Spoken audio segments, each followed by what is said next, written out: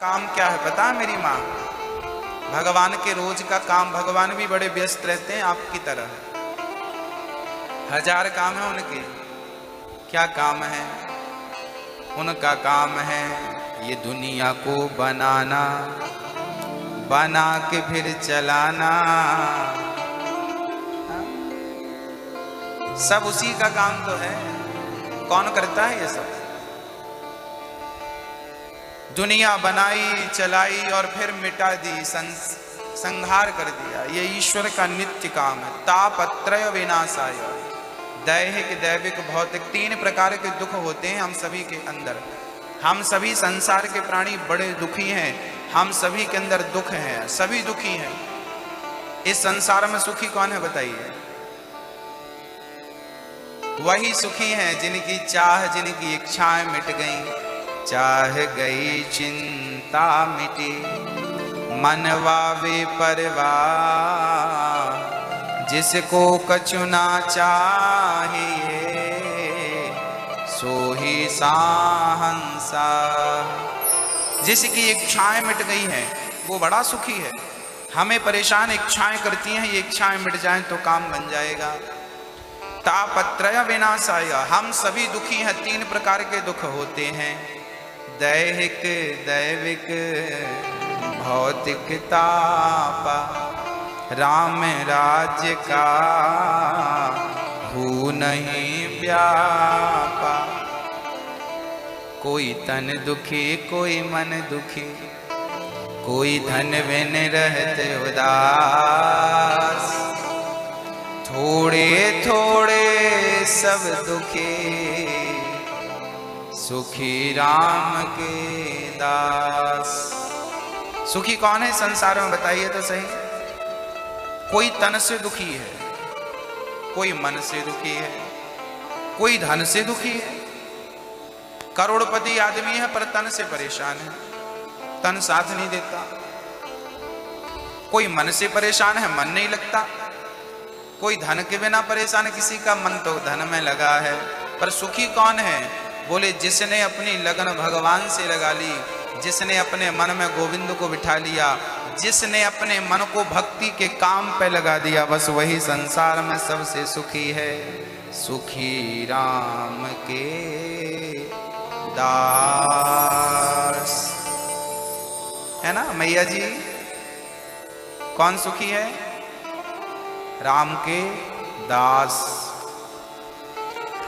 यम प्रव्रजन, ऐसे भगवान को जो हमें सुखी बनाते हैं, ऐसे भगवान को राधा सहित, आइए राधा सहित भगवान श्री कृष्ण को प्रणाम करते हैं। श्री कृष्णाय वयम नुमः।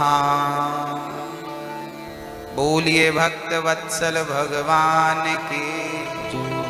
ये एक श्लोक की व्याख्या थी, अभी हमने जो कही ये एक श्लोक की व्याख्या है। अब आइए भागवत जी के दूसरे श्लोक की व्याख्या करते हैं। यम प्रव्रजन्त मनुपेतमपेत कृत्यम, द्वैपायनो विरह कातरया जुहाव। पुत्रेति तन्मयतया तर्वोऽभिनेदुस्, तं सर्वभूतहृदयं मुनिमानतोऽस्मि।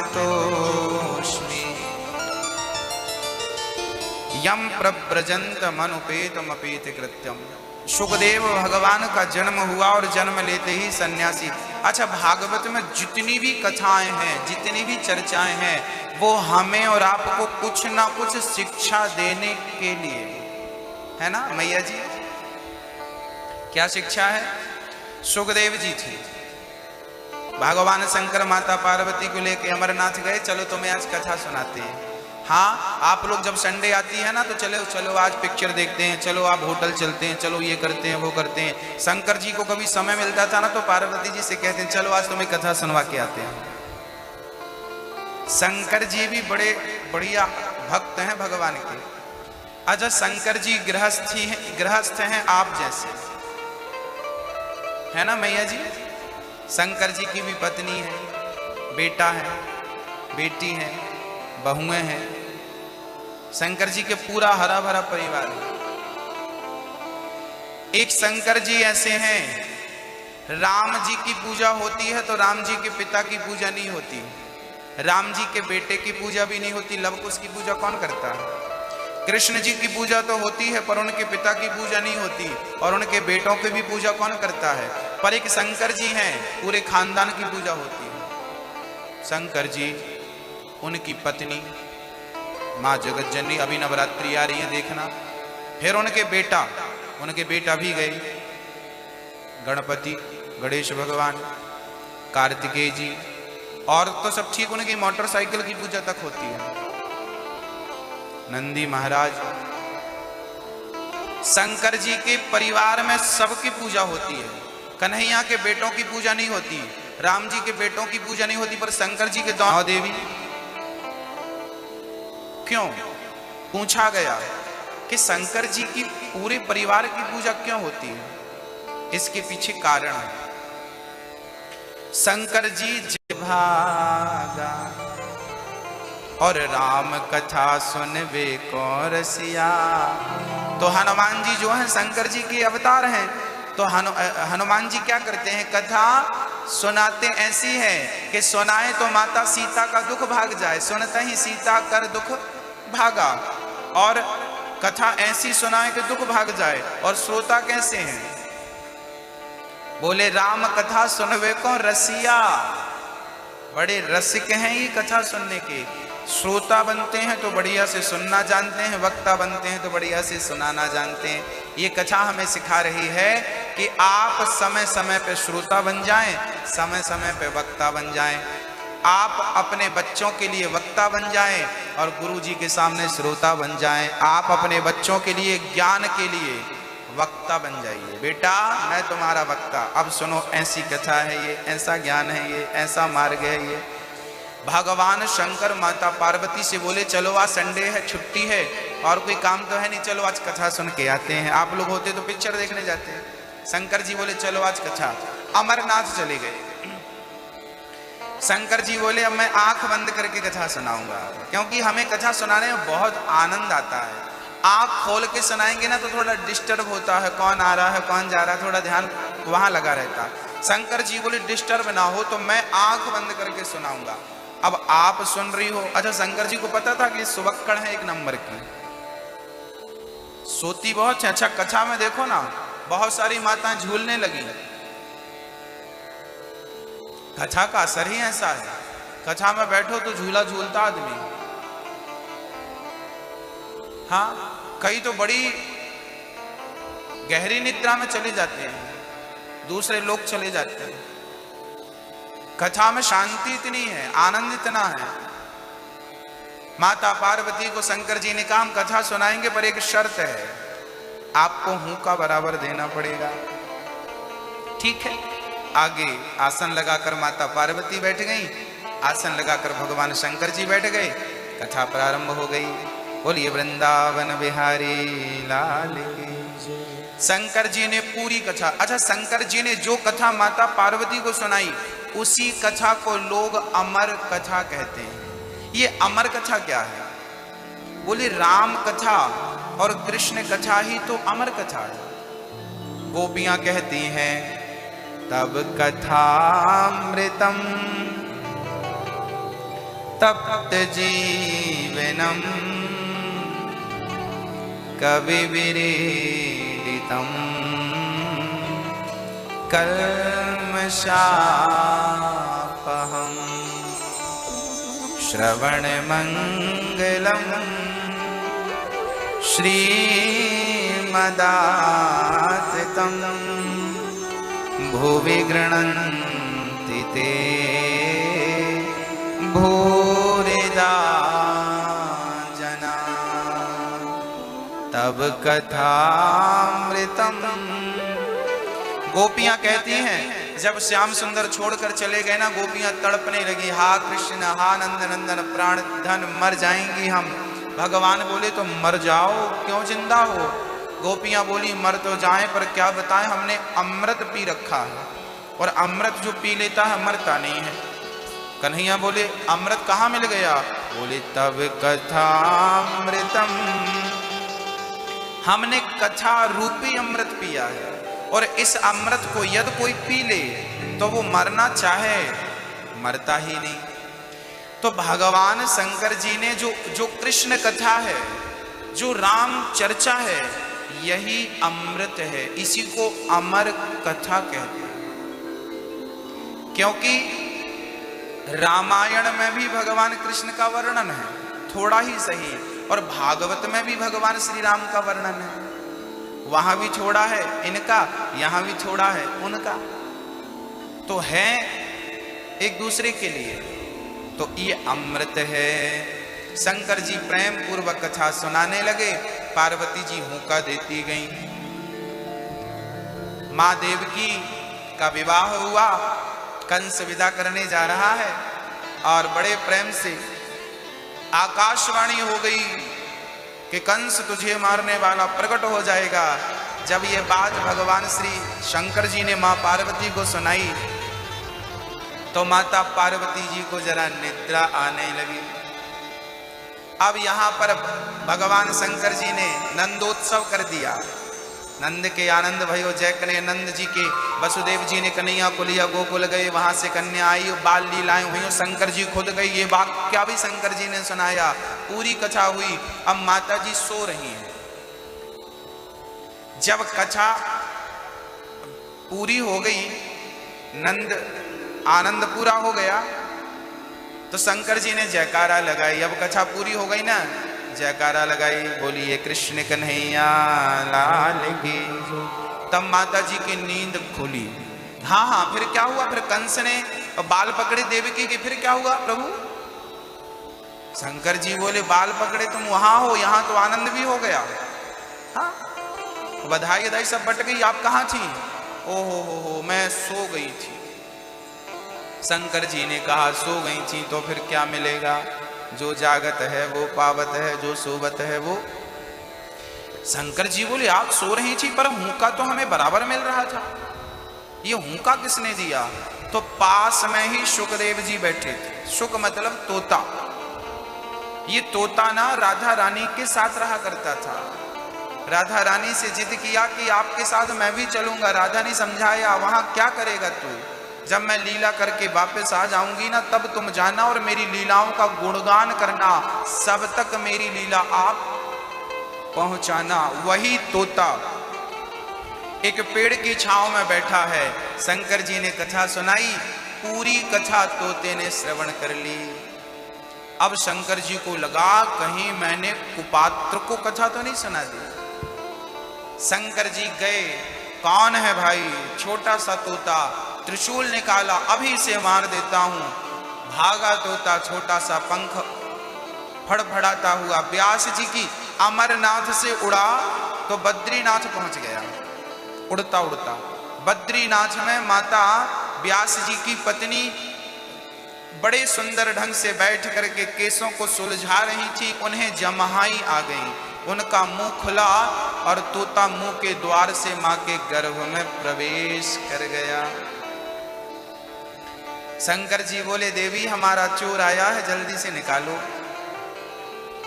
व्यास जी की पत्नी बोली, शंकर जी एक आपका ही मंदिर ऐसा है जहां चोरों को कुछ मिलता नहीं है। राम जी के मंदिर में फिर भी मुकुट उकुट मिल जाता है, कृष्ण जी के मंदिर में भी चांदी की बांसुरी आंसुरी सब मिल जाती है, बंसी मुकुट और गाय वाय सब मिल जाती है। पर चोरों को ना शंकर जी के मंदिर में कुछ नहीं मिलता। एक चोर गया शंकर जी के मंदिर में, पहले तो राम जी के मंदिर में गया पर लॉक टूटा नहीं, कृष्ण जी के मंदिर में गया पर कुछ बना नहीं, तो उदास होकर शंकर जी के मंदिर में आया और कहने लगा, शंकर जी आप ही कुछ कृपा करो, हम भले चोर हैं पर हैं तो आपकी। शंकर जी ने बोला, ठीक है भाई तुम निराश मत हो, आओ हम तुम्हें देते हैं। चोर की नजर पड़ी शंकर जी के ऊपर, बड़ा सा घंटा लटक रहा था, टन टन टन टन। वो घंटा पीतल का था और पीतल के अच्छे भाव हैं बाजार में। चोर को लगा और कुछ नहीं मिला, घंटा बेच के काम चलाऊंगा भाई। अब वो घंटा निकालने लगा पर घंटा बड़ा वजनदार था, उससे निकला नहीं, स्टूल वगैरह भी नहीं था कि चढ़ के निकाल ले। तो उसने विचार किया कि अब क्या किया जाए, कैसे निकाला जाए घंटा। तब चोर शंकर जी की ऊपर चढ़ गया, शिवलिंग पर पांव रखा और कहा, शंकर जी माफ करना, बच्चे भूखे हैं घर पे, हाँ घंटा चुराना जरूरी है। चोर महाशय शंकर जी के ऊपर चढ़ गए और पकड़ के डोरी घंटा खोलने लगे। शंकर जी तो शंकर जी भोलेनाथ प्रसन्न हो गए, बेटा मैं बड़ा खुश हूं तेरे से, हमसे बड़े खुश हैं, आपके तो बड़े बड़े भगत हैं। शंकर जी हाँ बोलिए भक्त वत्सल भगवान। भैया स्पीकरों को जरा बांध दीजिएगा। शंकर जी बोले कि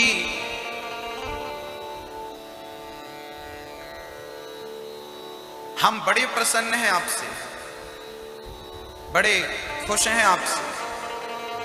अच्छा जी हाँ। चोर बोले भैया हमसे क्यों खुश हैं, आपके तो बड़े बड़े भगत हैं, तपस्या करने वाले, गुफाओं में बैठे रहते हैं आपका, मैं तो पूजा ना जानूं, पाठ ना जानूं, कीर्तन ना जानूं, भजन ना जानूं, चोर हूं, चोरी करने आया हूं। शंकर जी बोले तेरी एक बात बहुत अच्छी लगी। कौन सी? शंकर जी बोले सारी दुनिया भांग धतूरा बिल्व पत्र चढ़ाते हैं, एक तू ही मिला है मुझे जो वस्तु नहीं चढ़ाया, अपने आप को तूने शिवलिंग पर चढ़ा दिया, मुझ में समर्पित कर दिया। वो बात सिद्ध हो गई कि तन भी तेरा मन भी तेरा,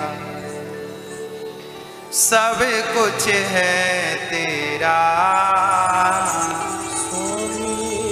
सब कुछ है तेरा,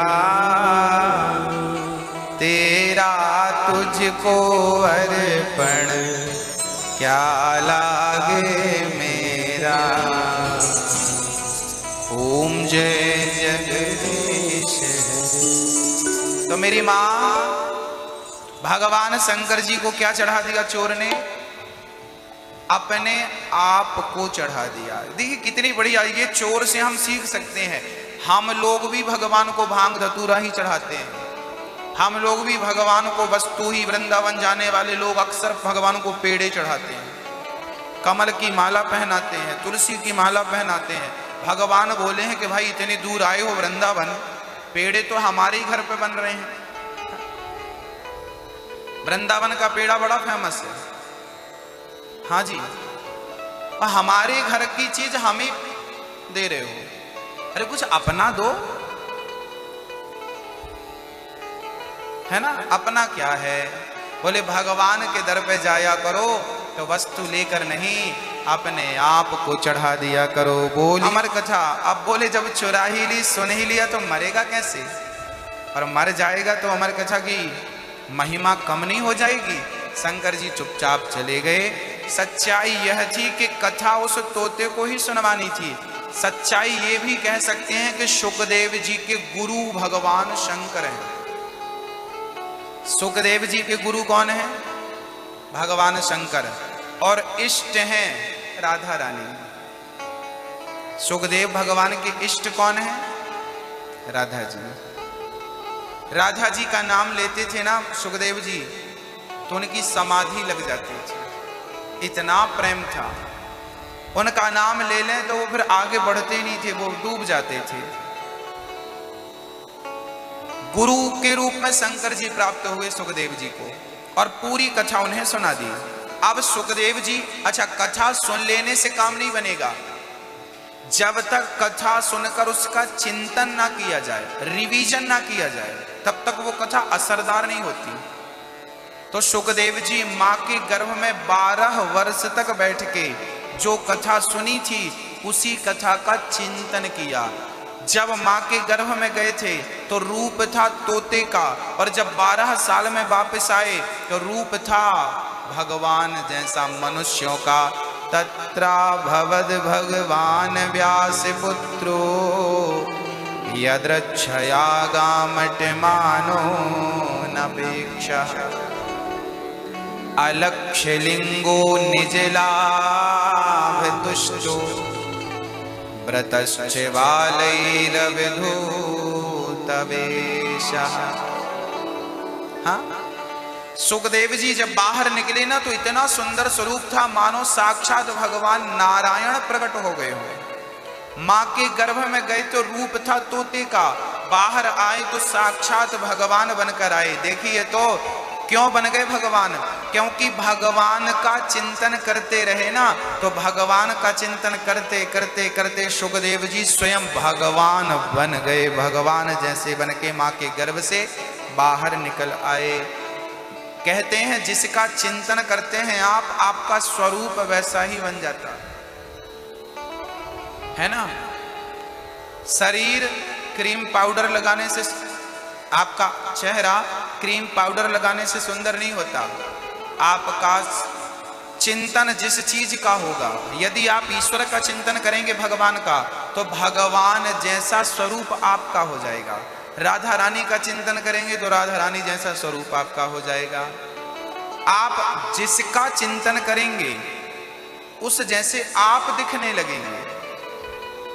हाँ, अर्जुन भगवान का इस प्रकार चिंतन करते थे कि अर्जुन भगवान जैसे दिखने लगते, अर्जुन भगवान जैसे दिखते थे। श्री सुखदेव भगवान की पावन चर्चा। माँ के गर्भ में 12 वर्ष तक रहे। सुखदेव जी से पिताजी ने कहा बेटा बाहर आओ, अब समय हो गया है बाहर आने का। सुखदेव जी बोले भगवान की माया बड़ी प्रबल है, मैं बाहर नहीं आ सकता। तब व्यास जी ने कहा कि आप बाहर आओ। भगवान नारायण ने आकर आश्वासन दिया कि सुखदेव जी मेरी माया आपका बाल भी बांका नहीं करेगी। अच्छा, सुखदेव जी ने डरते थे। किससे डरते थे? माया से। हम लोगों को भी ना थोड़ा डरना चाहिए, क्योंकि हम लोगों को ये माया पकड़ लेती है। मम माया दुरतया, अरे ममता तू न गई मेरे मन से। बुढ़ापा आ गया पर ममता नहीं छूटी, इसलिए हमें रोज भगवान से कहना चाहिए। सुखदेव जी कहते हैं कि माया मुझे पकड़ लेगी, भगवान खुद आकर कहें तो मैं आऊंगा बाहर।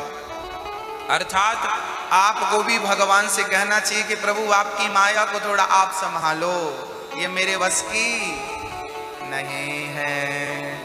आप रोज प्रार्थना किया करो, प्रभु आपकी माया बड़ी परेशान करती है। हाँ, अच्छा, भगवान की माया क्या है? क्या है माया भगवान की? बोलो। अच्छा, आपको माया ने पकड़ा है कि नहीं? हाँ ना कि गोल गोल? आप लोगों को भगवान की माया ने पकड़ रखा है कि नहीं? किस किस को पकड़ा बताओ?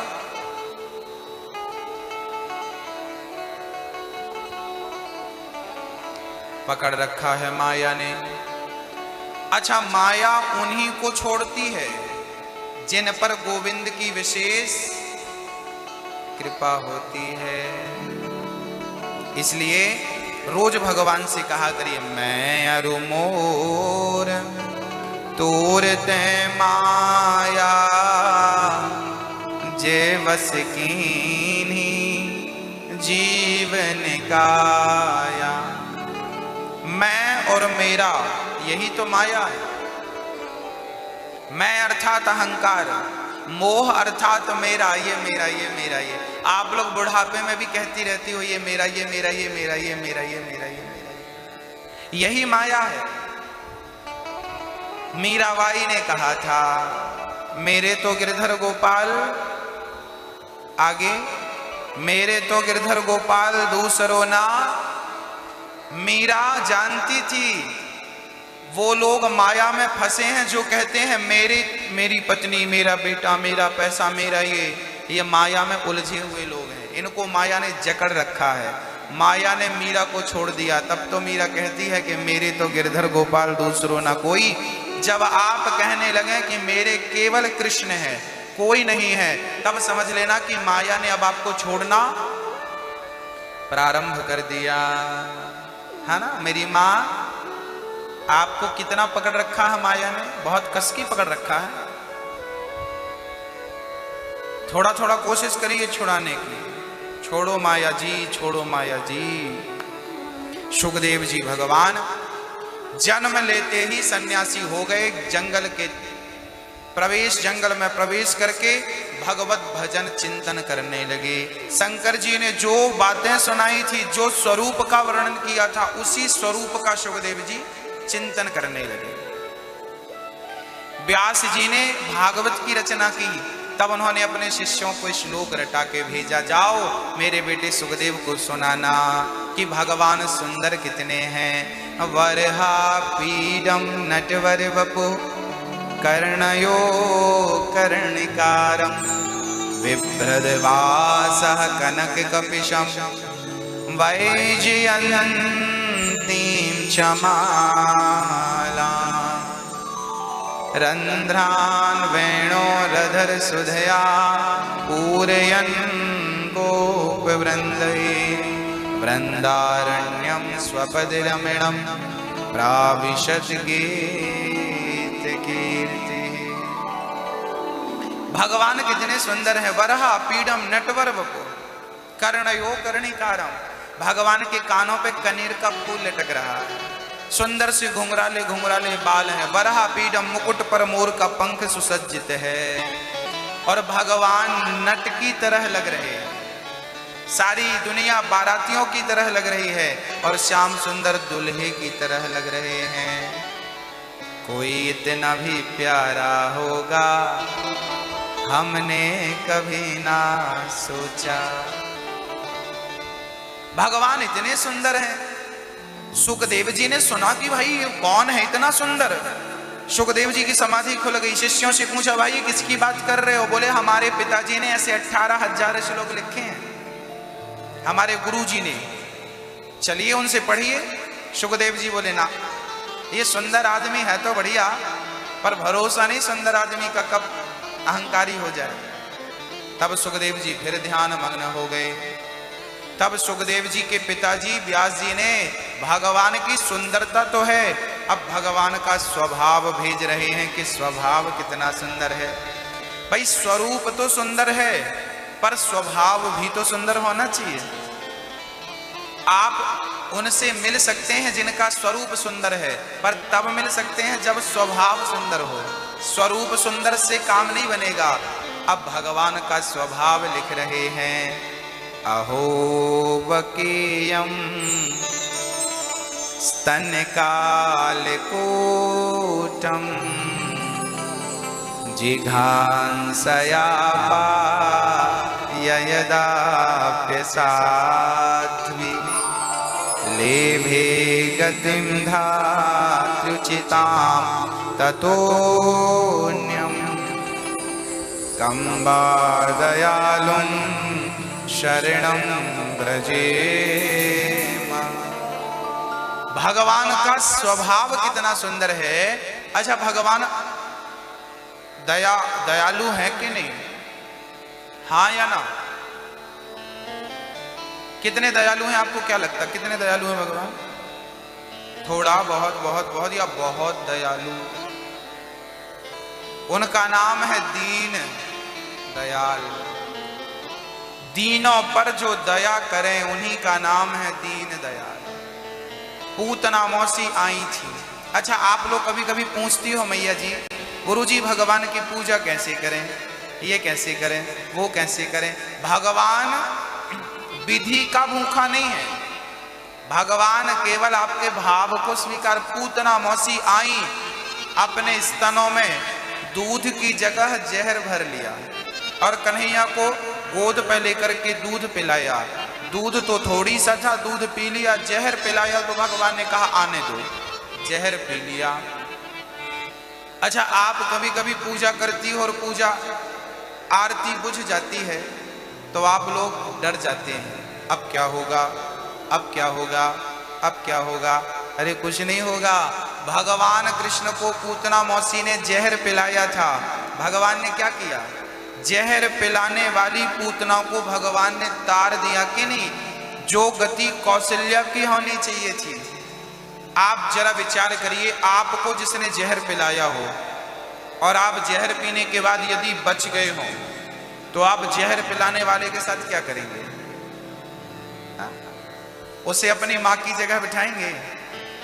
कहेंगे जमा कर प्रेम पूर्वक आप श्री ने पढ़ाई की और राजा परीक्षित को सुखदेव जी ने भागवत सुनाई। 7 दिन में कथा सुनकर राजा परीक्षित का उद्धार हो गया। ऐसे सुखदेव जी को हम प्रणाम करते हैं। 88,000 ऋषि उपस्थित थे नैमिषारण्य क्षेत्र में। उन्हीं संतों के बीच में सूत जी का आगमन हुआ। सूत जी को देखकर सारे ऋषि गण खड़े हो गए। सूत जी की उम्र केवल 20 वर्ष की थी और वहां जितने संत बैठे थे बहुत लंबी उम्र के संत थे।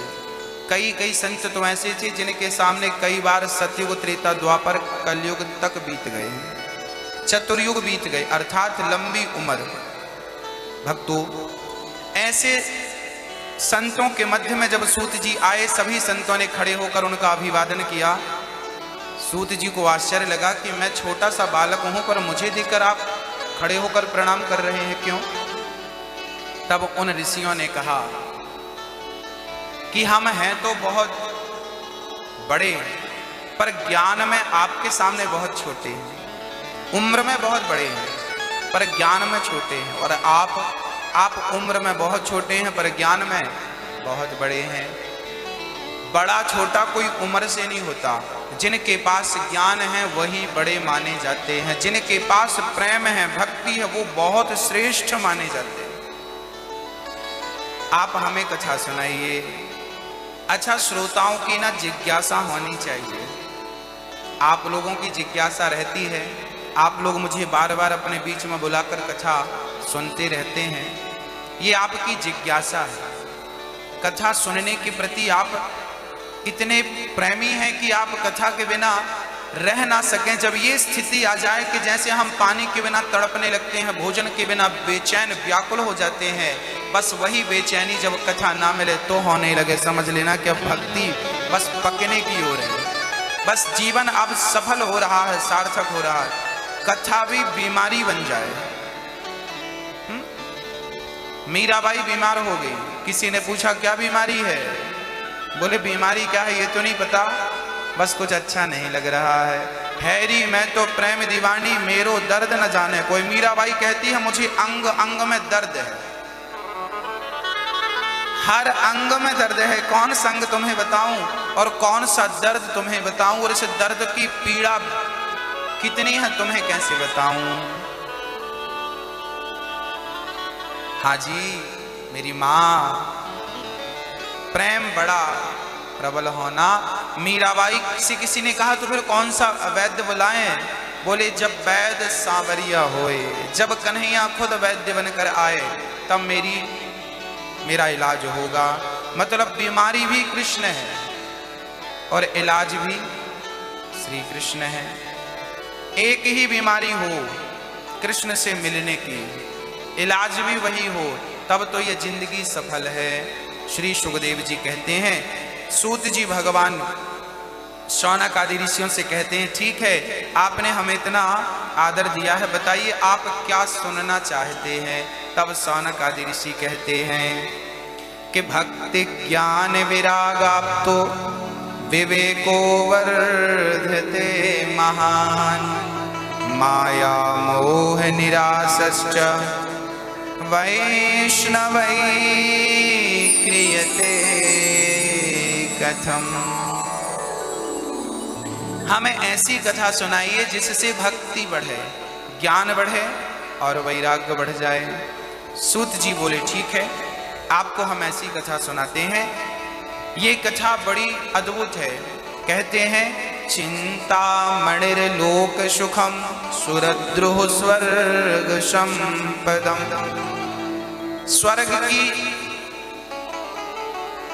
स्वर्ग का कल्प वृक्ष आपको जो मांगोगे दे सकता है। चिंतामणि जो मांगोगे दे सकती है, परंतु गुरु की ऐसी कृपा है कि गुरु यदि कृपा करें और गुरु से कहा जाए कि हे प्रभु हमें स्वर्ग का सुख नहीं, बैकुंठ का सुख नहीं, हमें ईश्वर से मिला दो, तो गुरु की कृपा ऐसी है कि वो भगवान से भी मिलाने की सामर्थ्यता रखते हैं।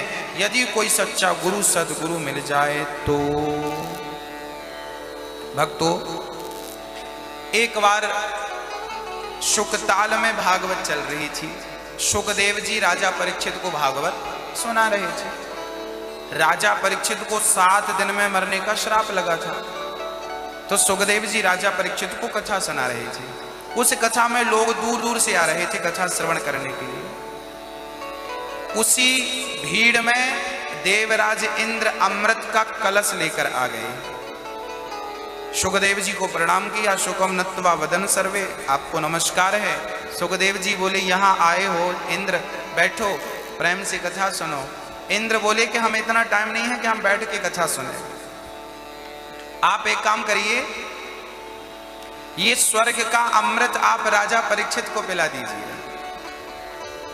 और ये कथा जो है जल्दी से हमें श्रवण करा दीजिए। ये कथा अमृत हमें पिला दो और स्वर्ग का अमृत परीक्षित को पिला दो, ताकि इन्हें 7 दिन में मरने का श्राप लगा है। अमृत पी लेंगे तो मरेंगे ही नहीं। सुखदेव जी ने मन में विचार किया कि इंद्र कितने चतुर हैं, है ना? इंद्र कितने चतुर हैं। स्वर्ग के अमृत के लिए देवासुर संग्राम तक हो गया था। ये वही अमृत है जिसके लिए बड़ा युद्ध हुआ था, मारा मारी। आज वही अमृत सहज में इंद्र लेकर आ गए। जब समुद्र मंथन से अमृत निकला था तो राक्षसों ने छीन लिया था। तब मोहिनी भगवान को आना पड़ा और मध्यस्थता करनी पड़ी। इंद्र को अमृत बाद में दिया गया। अच्छा, अमृत कितना निकला था? लगभग जब समुद्र मंथन हुआ था ना, तो लगभग 10-15 लीटर ही अमृत निकला होगा। थोड़ा थोड़ा तो सबने, ये देखो कुछ तो ये बरस रहा है,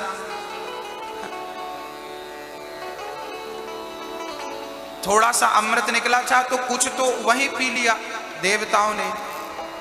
जो थोड़ा सा बचा था, इंद्र बड़े चतुर हैं, वो अमृत पता है थोड़ा थोड़ा पिलाते रहते हैं। एक बूंद का भी 50 हिस्सा 100 हिस्सा करके लोगों को पिलाते रहते हैं। कब से अमृत, समुद्र मंथन कब हुआ था, तब से अमृत अभी तक चल रहा, खत्म ही नहीं हुआ।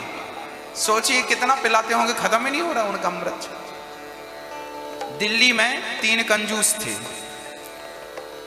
तीनों एक से बढ़ के एक थे।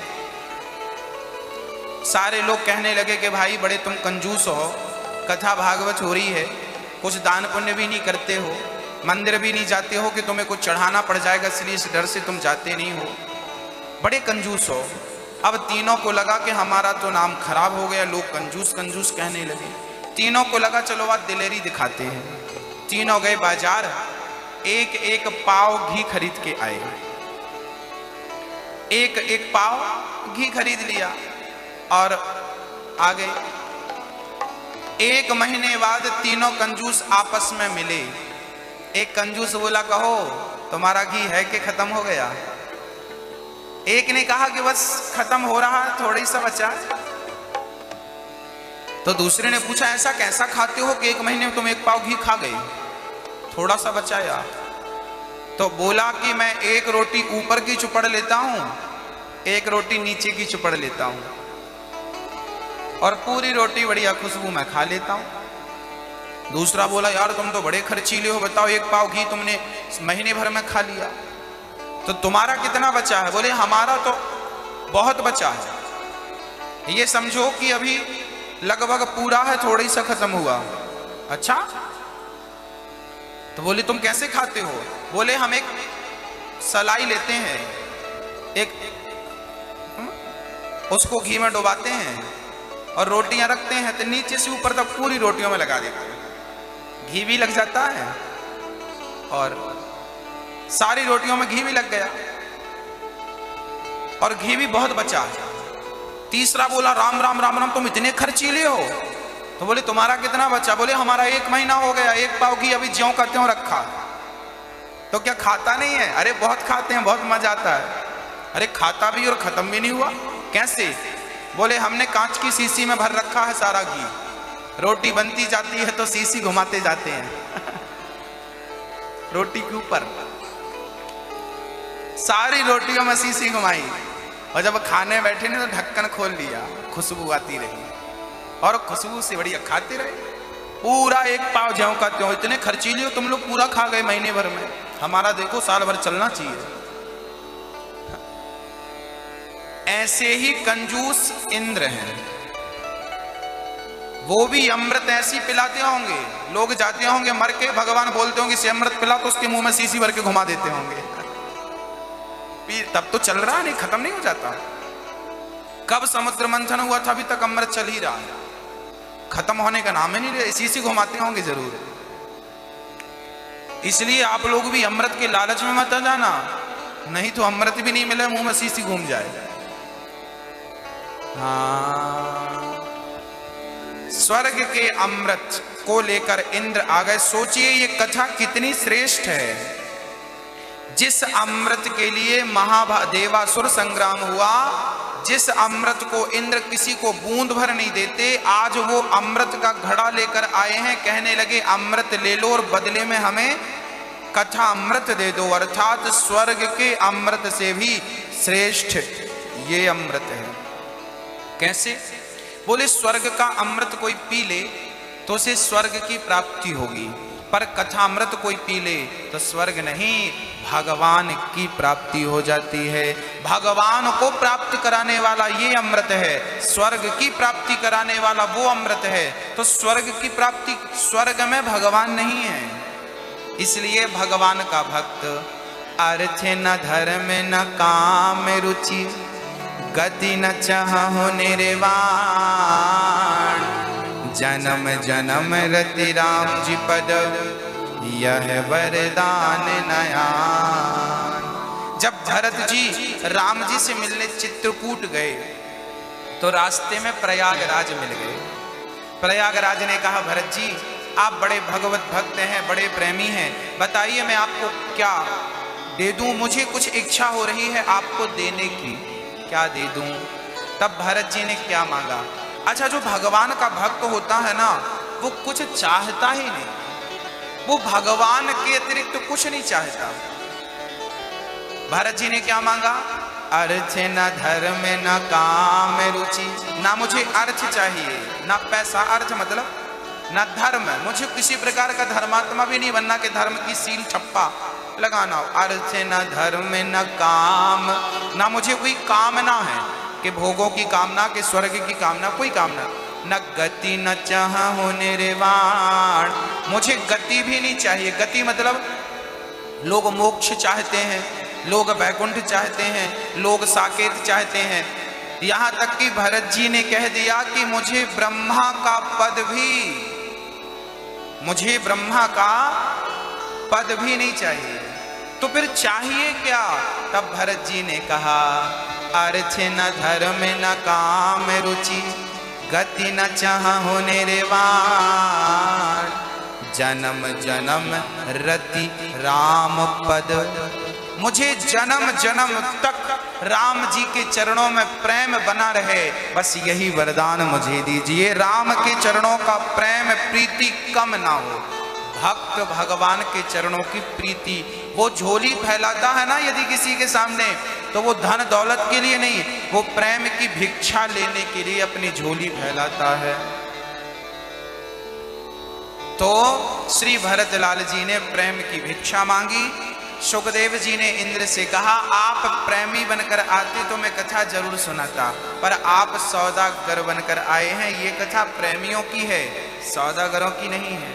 इंद्र को कथा का अधिकारी ना समझकर सुखदेव जी ने उनको कहा कि क्वा स्वधा क्व कथा लोके क्व कांचः क्व मणिर् महान, ब्रह्मरातो विचार्यैवं तदा देवांजहास।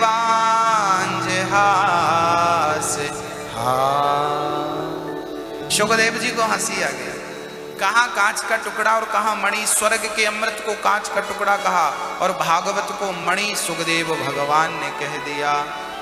कहाँ तुम तुलना कर रहे हो? चलो यहां से। इंद्र को बड़ा बुरा लगा, राम राम राम राम राम राम, देखो हमें अपमानित कर दिया। घर से इंद्र गए और स्वर्ग लोक में जब 7 दिन में परीक्षित का उद्धार हो गया। कथा सुनकर इंद्र ने तराजू बांधी, एक पलड़े पर स्वर्ग का तमाम सुख रखा, दूसरे पलड़े पर भागवत जी को रख दिया, तौल कर देखा कि भागवत कितनी वजनदार है देखूं तो, और जब देखा तो भागवत का पलड़ा नीचे था, स्वर्ग का पलड़ा हवा में झूल रहा था। भारी भागवत जी थी। इंद्र ने सोना रख दिया, चांदी रख दी, स्वर्ग का कल्प वृक्ष रख दिया, अमृत रख दिया, पर भागवत का कोई पार ना पा सका। इंद्र चरणों में गिर पड़े, हे प्रभु रक्षा करिए, रक्षा करिए। तब भागवत से भगवान प्रकट हो गए। बोलिए भक्त वत्सल भगवान की।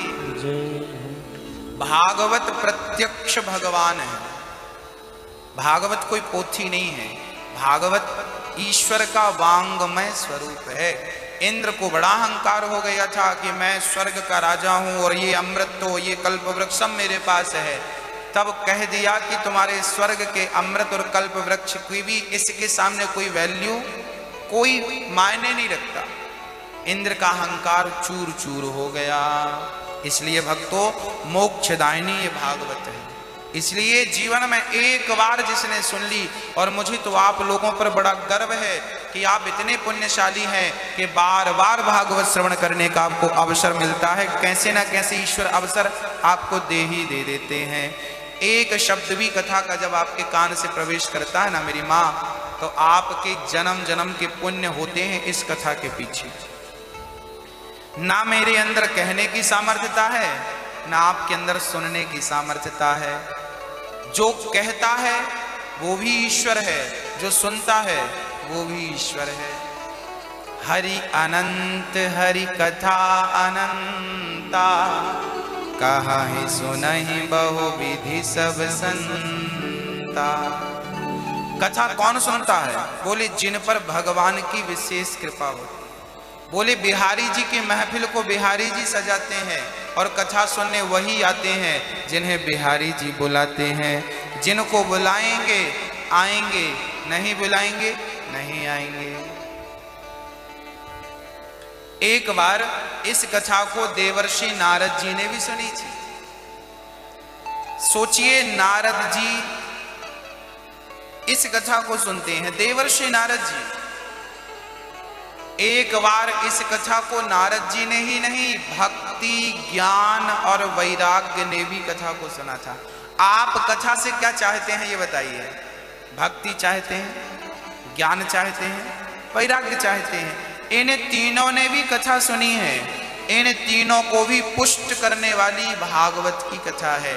भगवान सबको पुष्ट करते हैं, सब पर कृपा करते हैं। इसलिए आप बड़े सौभाग्यशाली हैं। एक बार इन देवर्षि नारद जी सारी पृथ्वी का भ्रमण कर रहे थे। कहाँ कहाँ गए? पुष्करम चा प्रयागम चा काशीम गोदावरीम तथा हरिक्षेत्रम कुरुक्षेत्रम श्रीरंगम सेतुबंधनम। नारद जी समस्त तीर्थों में गए पर शांति कहीं नहीं मिली। अच्छा, आपके घर पर शांति है कि नहीं? हाँ मैया जी, ओ मैया, आपके घर पर शांति है? हाँ तो हाँ बोलो, ना तो ना बोलो। नहीं है, बस इतनी तो पूछना है। नारद जी कह रहे हैं मैं सारी जगह गया, पुष्कर प्रयाग काशी गोदावरी हर क्षेत्र कुरुक्षेत्र रंगनाथ, पर ना पश्यम पुत्र मिच्छर्म, मुझे शांति नहीं मिली। अच्छा, यहां पर शांति है कि नहीं बताइए? यहां जहां बैठे हैं आप लोग, यहां शांति क्यों है पता है? क्योंकि कहने वाला एक है, सुनने वाले आप सभी हैं, इसलिए शांति है।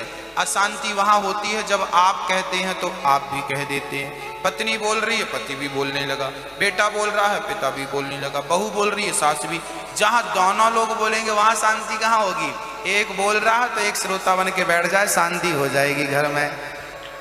दोनों वक्ता बन जाते, इसलिए टकराव होता है। हाँ? इसलिए एक वक्ता बना है, सास वक्ता बन गई आज, तो बहू को श्रोता बन जाना चाहिए। और बहू श्रोता बनी है तो आज बहू आज वक्ता बन गई तो सास को श्रोता बन जाना चाहिए। सुन लो, जैसे आप लोग सुन रहे हैं प्रेम से। देखो शांति है ना, यहाँ जहां सुनने की आदत है वहां शांति है, जहां सुनाने की आदत ज्यादा है इसलिए भगवान ने कान 2 दे रखे हैं, मुंह 1 दे रखा है कि सुनो ज्यादा बोलो कम। और आप उल्टा करते हैं, बोलते ज्यादा हैं, सुनते कम है। यही आपके घर की अशांति का कारण है। रेडियो बन जाते हैं आप लोग, बस एक बार बटन दबाई नहीं कि चालू, बंद ही नहीं होते, वो अपने आप स्टेशन मिलते रहते हैं। नारद जी कहते हैं कहीं शांति नहीं मिली, तब मैं वृंदावन चला गया। वहां पर मुझे एक बड़ा आश्चर्य नजर आया। सोचिए क्या? बोले एक 16 साल की कन्या उदास बैठी थी, खिन्न मन से, बाल बिखरे थे। एक बूढ़ा बाजू में सो रहा था, एक बूढ़ा बाजू में, और वो बूढ़ी सी स्त्रियां इस बूढ़े को, वो जवान स्त्री 16 वर्ष की कन्या इस बूढ़े को देखकर रो रही थी, बड़ी चिंता में थी। बूढ़ी बूढ़ी स्त्रियां पंखा झलका रही थी, मक्खियां बड़ी भिन भिना रही थी। नारद जी बोले बिल्कुल अशांति थी। मैं वहां से जाने लगा, राम राम यहाँ स्त्रियों का मेला है, मेरा क्या काम? नारद जी जाने लगे। तब वो 16 साल की कन्या ने देखा कि संत का आगमन हुआ, और संत बिना कल्याण किए पकड़ लिया। प्रभु एक पल के लिए नारद जी रुक जाइए। नारद जी बोली देवी आप कौन हैं? महाराज मेरा नाम भक्ति है।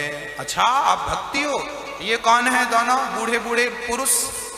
मेरा बेटा है। अरे राम राम राम राम। माँ 16 साल की, बेटा 80 साल का बुढ़ा, ये कैसे हो गया उल्टा? तब भक्ति ने कहा कलयुग में ऐसा ही होता है, बूढ़े बूढ़े जवान दिखते हैं और जवान जवान बुढ़े दिखने लगे। बूढ़े लोग जवान बनना चाह रहे हैं मेहंदी पोत पोत के, और जवानों के चश्मा लग रहा है, उल्टा हो रहा। नारद जी बोली कलयुग की दशा है। भक्ति आपकी ये दुर्दशा? हाँ महाराज। क्यों? भक्ति ने कहा महाराज जब तक भगवान श्री कृष्ण थे तब तक तो बढ़िया था, मैं तो खूब नाचती थी, मेरा बेटा ज्ञान वैराग्य भी नाचता था, पर जब से कलयुग आया मेरी दुर्दशा हो गई। मेरी तो फिर भी ठीक है, मैं वृंदावन में सुखी हूं। भक्ति महारानी पूरी दुनिया घूम के आई है, वृंदावन में सुकून मिला है, इसलिए वृंदावन आज भी भक्ति की नगरी कहा जाता है। भक्ति बोली मैं कहां पैदा हुई और कहां आई, जरा सुन लीजिए। उत्पन्ना द्रविणेशाहम वृद्धिम कर्णाटके गता। भक्ति बोली मैं उत्पन्ना, मैं द्रवण देश में उत्पन्न हुई। वृद्धिम कर्णाटके, कर्नाटक में थोड़ी पली और बढ़ी। गुजरात में, महाराष्ट्र में मैं बूढ़ी हो गई, और गुजरात में तो जीर्ण शीर्ण हो गई। इसका अर्थ क्या है, तात्पर्य क्या है? उत्पन्ना द्रविणेशाहम। भक्ति प्रकट कहां होती है? बोले हृदय में। भक्ति का जन्म स्थान क्या है बताइए? भक्ति का जन्म स्थान क्या है मेरी मां? क्या है? बोलो मेरी मां। भक्ति का जन्म स्थान है हृदय। किसका हृदय? किसका हृदय? आपका, आपका, सबका। हम सभी के हृदय में भक्ति का जन्म होता है। अच्छा जन्म तो हो गया, बच्चे का जन्म हो गया, पर माँ दूध ना पिलाए, पानी ना पिलाए, बस बिस्तर में पड़े रहने दे, आगे बढ़ेगा बच्चा? पुष्ट होगा? मर नहीं जाएगा? यदि माँ दूध पिलाना छोड़ दे, देखना छोड़ दे, तो बच्चा पैदा तो हो गया है, मर जाएगा कि नहीं? ऐसे ही भक्ति का जन्म, आपने कभी कथा सुन ली, कभी मंदिर चले गए, तो भक्ति का जन्म तो हो गया, पर इसके बाद आपको सत्संग का जल डाल डाल करके उसे जिंदा रखना होगा। सत्संग कर करके भक्ति को जिंदा। जिनने सत्संग छोड़ दिया है उनकी भक्ति बिल्कुल मरने की स्थिति में है, बूढ़ी हो गई। उत्पन्ना द्रविणेशाहम वृद्धिम कर्णाटके गता। भक्ति कर्नाटक मतलब कान। जब कानों से कथा सुनेंगे, कीर्तन सुनेंगे, भगवान का नाम सुनेंगे, तो भक्ति क्या होगी? बढ़ेगी। पर कथाएं लोग सुनना ही नहीं चाहते ज्यादा। आजकल लोग कथा नहीं सुनते, पिक्चर देखने बहुत जाते हैं, पिक्चर बहुत देखते हैं लोग, कथा कम सुनते हैं। अच्छा कथा नहीं सुनते, व्यथा ज्यादा सुनते हैं। किसी की बुराई करने लगो ना तो बड़ा मजा आता है, बड़ा स्वाद। हाँ हाँ फिर क्या हुआ आगे, फिर क्या हुआ, हाँ बता, हम तो जानते थे ऐसा होगा, हाँ फिर बताओ क्या हुआ, बड़ा मजा आता है। सास की कोई बुराई करने लगे तो बड़ा स्वाद आता है, बहू की कोई बुराई करे, और पड़ोसन की बुराई करने में तो माहिर हैं लोग। अच्छा, जब तक वो आपके पास रहती है ना तब तक आप उसके सामने उसकी तारीफ करते हैं, और वो चली जाए तो उसकी जाति बुराई चालू उसकी। पता नहीं ये आदत अच्छी नहीं आपकी। यही ऐसे लोग होते हैं मुंह पे राम राम बगल में, इनको ही बोलते हैं। अब उनमें आप लोगों का नाम है कि नहीं देख लीजिए अपने हिसाब से। हाँ? इसलिए इसी को कहते हैं कपट, इसी को बोलते हैं छल। और भगवान ने कहा है मोहि कपट छल छिद्र ना भावा, निर्मल मन जन सो मोहि पावा, मोहि कपट छल छिद्र ना भावा। कपट अच्छा नहीं लगता, इसलिए बहुत ध्यान दिया जाए इस बात पर कि आप कपटी ना हो। कपटी किसे कहते हैं? राम जी, अच्छा सीता माता ने देखा एक मृग बड़ा सुंदर है, मामा मारीच क्या बनकर गए थे? मृग बन करके गए थे। कौन सा मृग बनकर गए? सोने का। अब बताइए सोने का मृग होता है?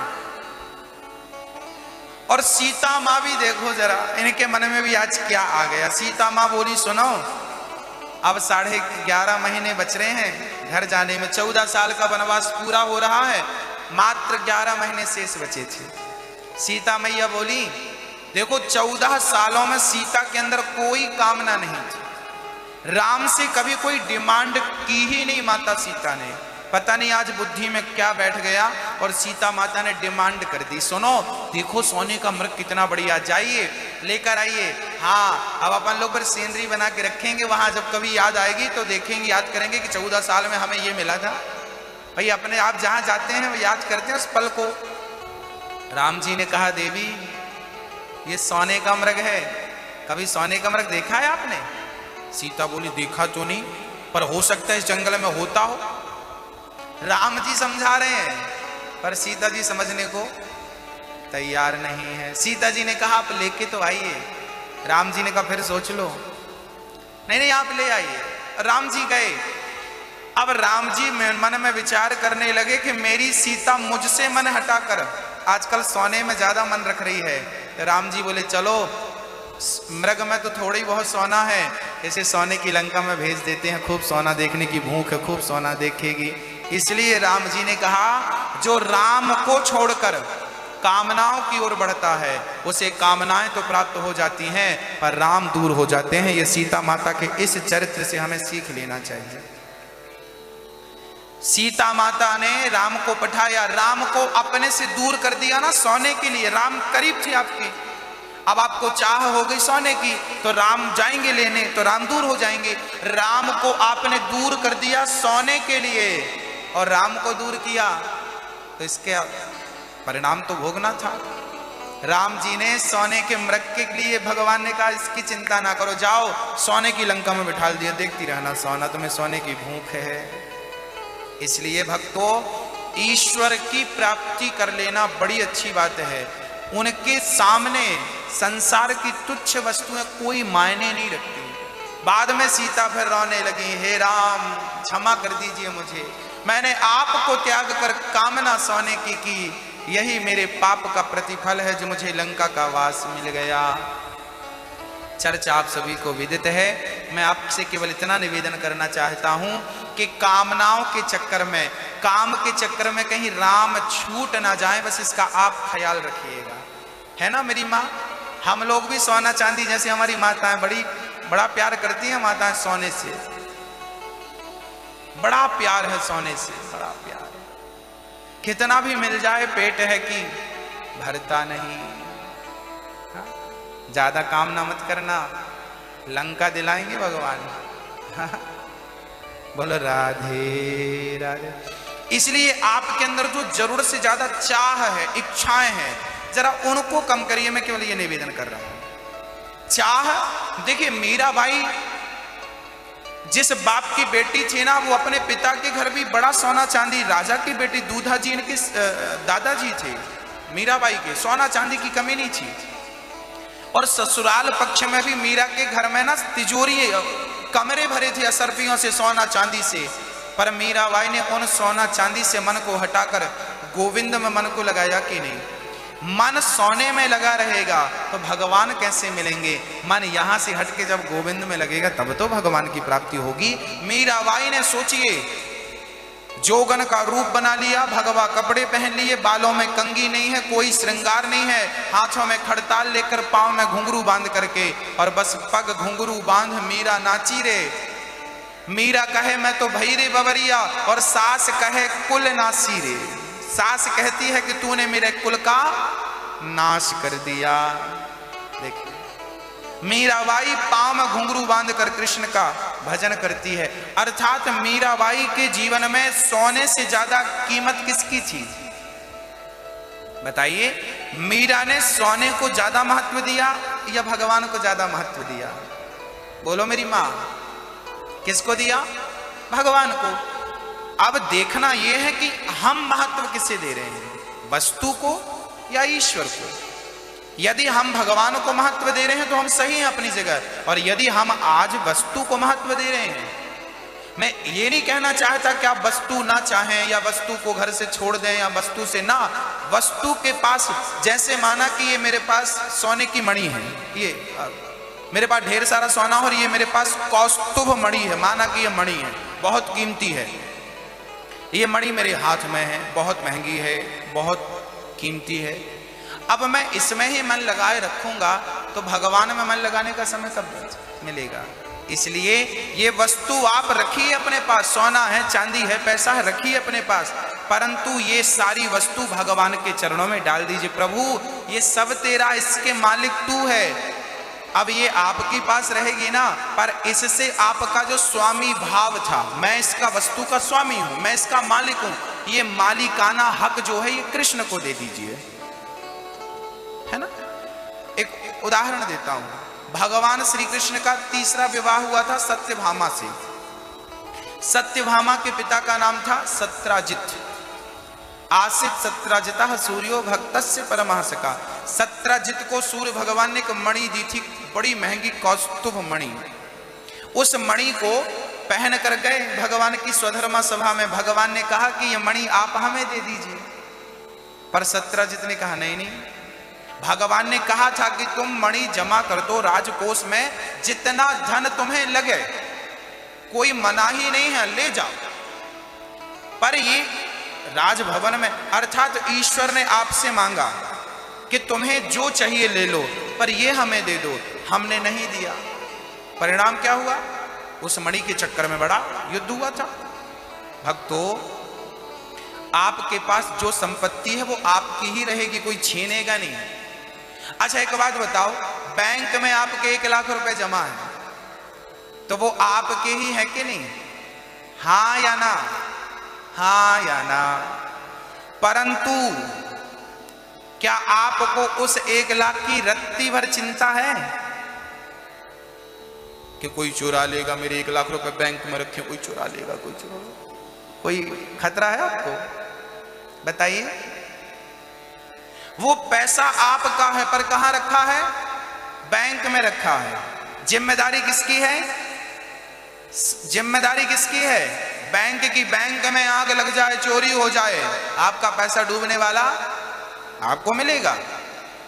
ऐसे ही जो 1 लाख रुपए आपके पास रखा है और वो आपसे गुम जाए तो उसके जिम्मेदार आप हैं, पर बैंक में जमा कर दिया तो वो आपका ही रहेगा, जब चाहो निकाल लो, परंतु आपको चिंता नहीं रहेगी। ऐसे ही जो वस्तु आपकी है आपकी रहेगी, पर गोविंद की बैंक में से जमा कर दीजिए तो मालिक भगवान को बना दीजिए, वस्तु स्वतंत्र हो जाएंगे। आपका जो मालिकाना हक था वो कृष्ण को दे दीजिए, मालिक बनाइए, नौकर बन के रहिए प्रेम से।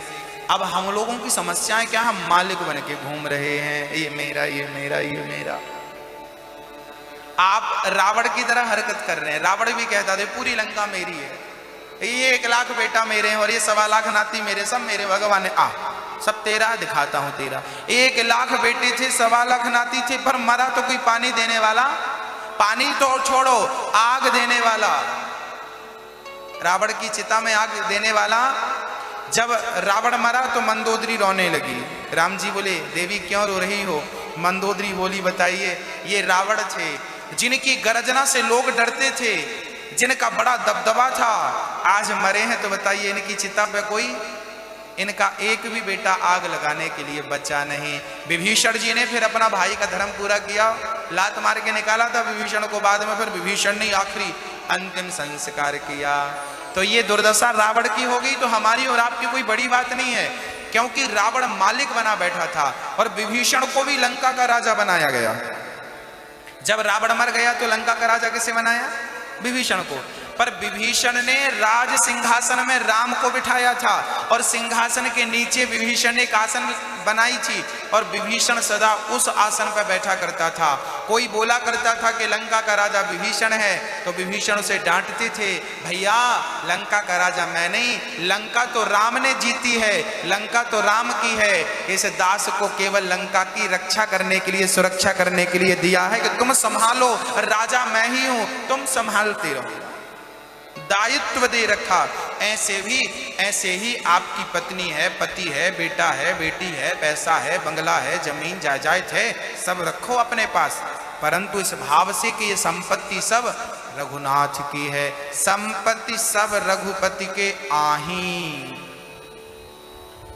क्या समझ रही हो मेरी मां? संपत्ति किसकी है? रघुनाथ की। हम कौन हैं? कर्मचारी है। किसके? किसके कर्मचारी हो आप?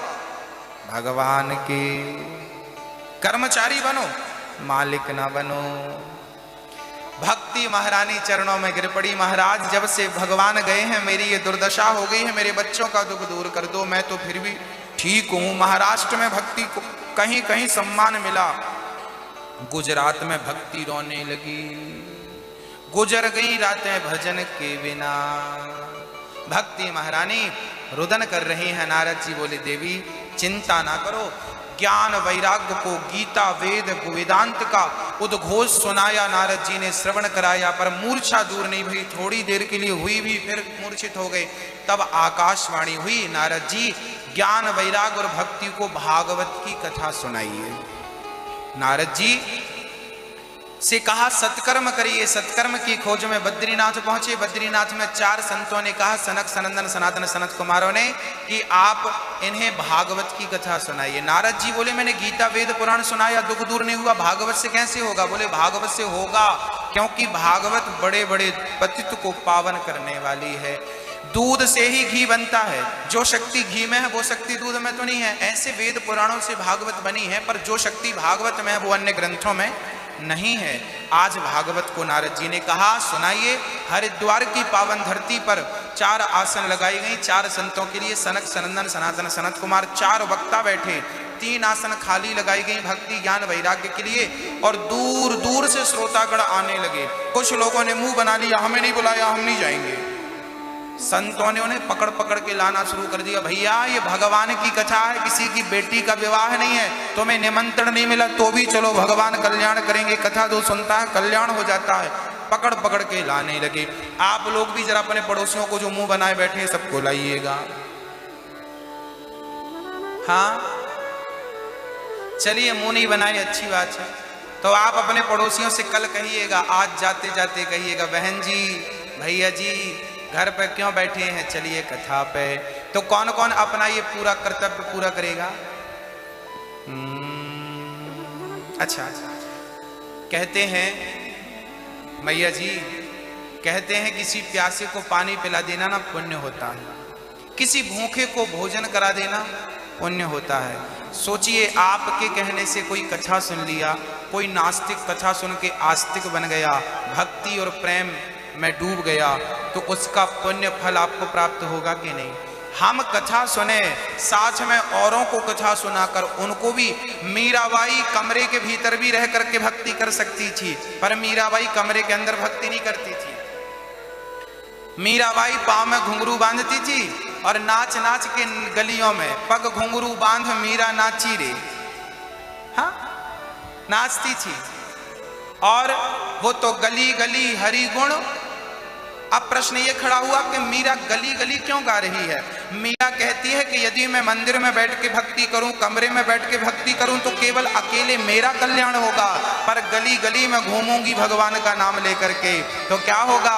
बोले लोग भगवान का नाम जो जो सुनेगा उनका कल्याण होगा, उनका उद्धार होगा। इसलिए मीराबाई गली गली घूम। इसलिए आप लोग भी, भागवत में लिखा है, ये बात भागवत जी की है कि आप श्रोताओं का परम धर्म है कि आप सभी के, अब आप ये समझिए कि ये कथा आपकी है।